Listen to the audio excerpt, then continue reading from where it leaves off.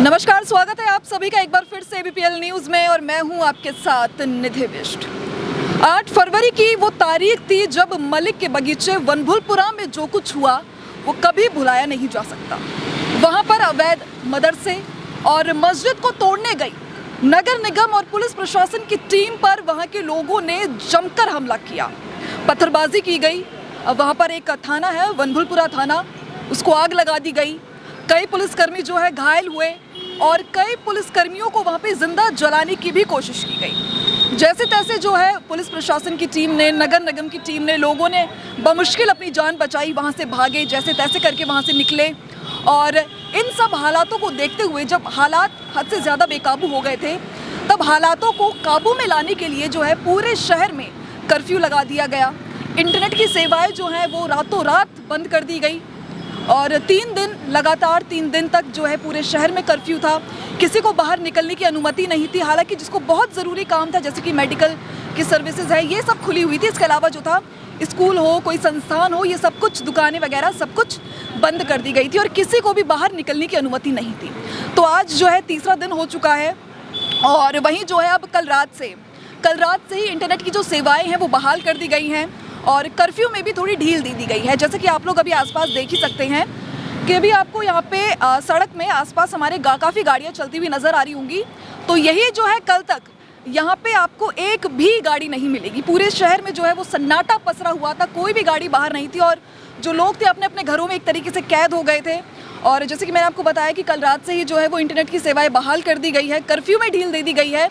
और जहाँ पे मैं इस वक्त यहाँ पे खड़ी हूँ, ये आप देख सकते हैं सिंधी चौराहा है, मुख्य चौराहा। और मेरे जो लेफ्ट हैंड साइड पे है आप देखेंगे ये जगह, यहाँ पे जो है कर्फ्यू में ढील दे दी गई है। और जो मेरे राइट हैंड साइड का एरिया है, यहाँ पे आप अभी भी देखेंगे जो है ये पूरा मार्केट है हमारा हल्द्वानी का, ये अभी भी बंद है। यानी कि इस एरिया में जो है ये अभी भी कर्फ्यू लगा हुआ है और यहाँ पे लोगों को अनुमति नहीं है कि वो बाहर निकले, दुकानें खोले।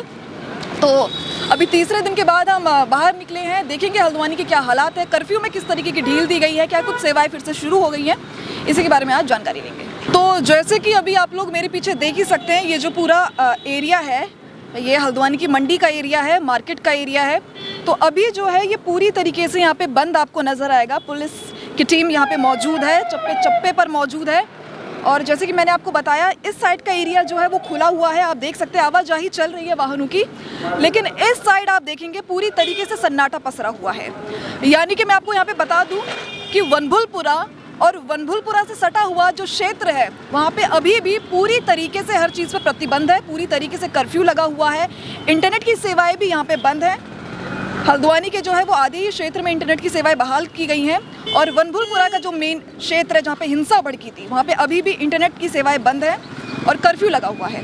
तो चलिए अभी और जगहों पर जाएंगे और देखेंगे कि क्या हालात है इस वक्त, किस किस जगह पे जो है कर्फ्यू खुल चुका है और कहाँ कहाँ अभी भी जो है कर्फ्यू लगा हुआ है। आपका नाम? मेरा नवल किशोर। तो जैसे कि हल्द्वानी के वनभुलपुरा में जो कुछ हुआ था वो तो पूरे हल्द्वानी को पता है किस तरीके का माहौल था और क्या हुआ था उस वक्त। तो हालातों को देखते हुए कर्फ्यू लगा दिया गया था, इंटरनेट की सेवाएं भी बंद कर दी गई थी। तो अभी जो है कल रात से ही कर्फ्यू में थोड़ी बहुत ढील दे दी गई है और इंटरनेट की सेवाएं भी बहाल कर दी गई हैं। तो अभी आप किस तरीके का माहौल अपने आसपास देखते हैं? हल्द्वानी का भी कर्फ्यू में थोड़ी ढील हो गई है, तो इसके बाद हल्द्वानी के क्या कुछ हालात आप देखते हैं? नहीं, हल्द्वानी के हालातों को देखते हुए क्या है कि जिस तरफ में कर्फ्यू में ढील दी गई है, मार्केट तो उस तरह की भी अभी जो एसेंशियल है वो तो खुली हुई है, बाकी तो सारा व्यापार बंद ही है। बाकी इधर को तो शांति का माहौल ही है और जिस तरफ में दंगाई जो उपद्रव किया था जिन लोगों ने, उस तरफ का वहाँ पर तो खैर बंद ही है अभी। तो वहाँ पे पूरी तरीके से हाँ जी। आप बोल देंगे थोड़ा आप बताइए किस तरीके का माहौल आप देखते हैं अभी हल्द्वानी का? तो ऐसा ना, हम तो पूरी तरह प्रशासन के साथ हैं कि पहले तो ऐसा उपद्रव करना नहीं चाहिए था। अब जब ऐसा उपद्रव हुआ है तो उसके बाद देखो थोड़ा तो सख्ती दिखाई जाएगी। और अगर बाज़ार बंद है तो ये बाज़ार के हितों के लिए ही है, मतलब आम जनता के लिए ही है। तो थोड़ा सा व्यापार में हमें नुकसान तो हो रहा है, लेकिन कोई बात नहीं, आगे की सिक्योरिटी के लिए और उसके लिए बहुत बढ़िया चीज़ है। और एक आध दिन अगर और सख्ती दिखाएंगे तो भी हमें कोई प्रॉब्लम नहीं है। तो आपकी नज़र में अभी थोड़ी बहुत जो ढील दी गई है कर्फ्यू में, ये अभी ठीक है? जैसे कि वनभुलपुरा का जो इलाका है वहाँ पे तो पूरी तरीके से अभी हर चीज़ प्रतिबंध लगा हुआ है वहाँ पर। हाँ, वहाँ तो पूरी तरह प्रतिबंध है, लेकिन सही है क्योंकि अब सबसे ज़्यादा संवेदनशील इलाका भी है, तो वहाँ पर थोड़ा सा उन्हें मतलब मेंटेन करने में टाइम तो लगेगा। हाँ, इधर की तरफ ढील दी गई है और अब आसानी हो रही है, थोड़ा थोड़ा शांति तो दिख ही रही है आपको, चारों तरफ शांति हो रही है। अब एक आध दिन और लगेगा, लेकिन ये सब स्थिति कंट्रोल में आ जाएगी जहाँ तक मुझे लगता है। अब जैसे कि कल रात से ही जो है कर्फ्यू में ढील दी गई है, इंटरनेट की सेवाएं भी फिर से चालू कर दी गई हैं। तो कल तक की जो स्थिति बनी हुई थी हल्द्वानी में, इसको किस तरीके से आप देखते हैं? किस तरीके का माहौल रहा? कल तक तो जब तक इंटरनेट नहीं था तब तक तो ऐसा लग रहा था कि पता नहीं क्या जो हो रहा है क्या नहीं हो रहा है, लेकिन अब तो ये है कि चलो पता चल रहा है कि शहर में कैसा चल रहा है, लोगों के मैसेज आ रहे हैं कि सब सकुशल हैं, कोई ऐसा बहुत बड़ा हादसा नहीं हुआ। मतलब जो दंगाई क्षेत्र में हुआ वहाँ तो जो हुआ वो अभी भी हमें नहीं पता है, लेकिन जो शहर में नहीं पहुँचा ये बहुत अच्छी बात है, क्योंकि अगर पहुँच जाता तो बहुत ज़्यादा नुकसान हो सकता था। तो अभी तक तो बिल्कुल ठीक ही लग रहा है और शायद आगे भी अच्छा ही रहेगा। तो अंकल जी, जैसा कि कर्फ्यू लग गया था 2 दिन तक, हल्द्वानी के क्या कुछ हालात है सभी वाकिफ़ हैं इससे, तो है ना। तो उसके बाद 2 दिन कर्फ्यू लगा दिया गया था। आप भी जैसे ई रिक्शा चलाते हो, तो आपने भी नहीं चलाया होगा इन 2 दिनों में ना? नहीं चलाया। तो अभी आज तीसरा दिन हो चुका है, कर्फ्यू में थोड़ी ढील दे दी है, तो आप भी ई रिक्शा चला रहे हो। तो इन 2 दिनों में आपके कारोबार पे कितना असर हुआ है? बहुत ज़्यादा असर आया। किस तरीके का? अब तो करेंगे, मतलब रोजी रोटी नहीं चलेगा तो आदमी खाएगा क्या। तो आज फिर से जैसे चालू हो गया है फिर से, तो आज क्या लगता है? बहुत फर्क है। बहुत फर्क है। हल्द्वानी का माहौल कैसे देख रहे हो अभी सड़कों पे? अभी तो खराब है माहौल, खराब है। तो अभी आप देख सकते हैं मेरे आसपास ये जो है हल्द्वानी का प्रसिद्ध कालूसाई मंदिर है। अक्सर आप देखेंगे बाकी दिनों में यहाँ पे इतनी भीड़ रहती है कि यहाँ से निकलने की भी जगह नहीं होती है। और आप आज की स्थिति देखिए, आपको ये रोड पूरी खाली नज़र आएगी, सिर्फ कुछ ही वाहन जो है वो सड़कों पे चल रहे हैं। और आप एक बार उस तरफ का एरिया मैं आपको एक बार दिखाना चाहूँगी। आप देख सकते हैं वो मार्केट वाला इलाका है, तो बैरिकेडिंग पूरी तरीके से यहाँ पे की हुई है। पुलिस प्रशासन वहाँ पे चप्पे चप्पे पर तैनात है। आगे भी हमने आपको दिखाया था किस तरीके से पुलिसकर्मी वहाँ पे मौजूद थे, किसी को भी उस तरफ जाने की अनुमति बिल्कुल भी नहीं है। और ये तो मैं आपको बहुत बार बता चुकी हूँ कि जो सिंधी चौराहा है, बस यही वाला जो इलाका है इस तरफ का यही खोला गया है। बाकी उस तरफ का जो इलाका है, वनभुलपुरा जो क्षेत्र है और उसे लगा हुआ जो क्षेत्र है, वो अभी भी पूरी तरीके से बंद है। इसका मतलब ये है कि किसी को भी वहाँ जाने की अनुमति नहीं है।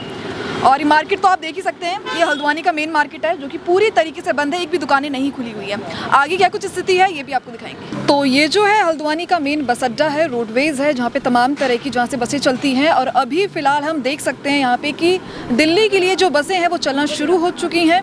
दिल्ली की बसें यहाँ से जा रही हैं। जैसे कि 2 दिन तक पूरी तरह से आवाजाही पर भी प्रतिबंध लग गया था, किसी भी तरह की बसें किसी भी रूट के लिए नहीं चल रही थी। और आप एक बार मैं आपको यहाँ पे दिखाना चाहूँगी जो बस अड्डे का किस तरफ का एरिया है। यहाँ पे आप देखेंगे तमाम तरह की बसें आपको नज़र आएंगी, लेकिन जो रोडवेज़ का इस तरफ का एरिया मैं आपको एक बार और दिखाना चाहूँगी। आप देखेंगे, एक बार बस को जाने दो फिर दिखाती हूँ।